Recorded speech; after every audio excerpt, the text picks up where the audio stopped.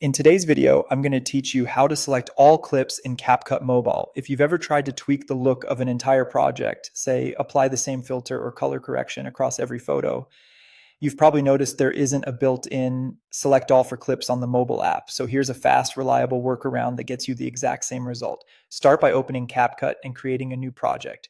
Choose the photos you want to use. Take a moment to pick your best shots in the order you prefer, because that order will carry through the rest of this process. When you're ready, tap Add to drop them onto the timeline.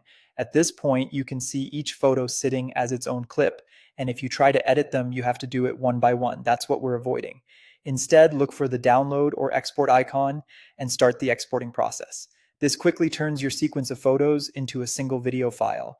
Let CapCut finish saving. You'll see a confirmation when the export is done. Don't worry, you're not losing anything. This is just creating a copy that bundles everything together. Now go back to the CapCut start screen and create a new project again. In your media list, find the video you just exported and select it. The timeline will load with that one video which contains all your photos in the same chronological order you set earlier. Because they're combined, any change you apply to this video will affect the entire sequence at once. From here, make your global adjustments. Add a filter to unify the look, or adjust color settings like exposure, contrast, and saturation to match your style.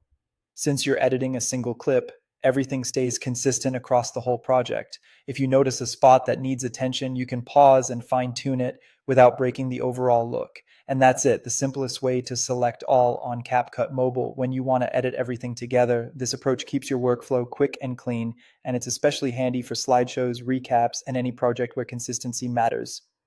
Give it a quick preview to make sure the look works from start to finish, then you're good to go. If you found this tutorial helpful, don't forget to like this video and subscribe to the channel for more CapCut tips and tutorials. Thanks for watching, and I'll see you in the next one.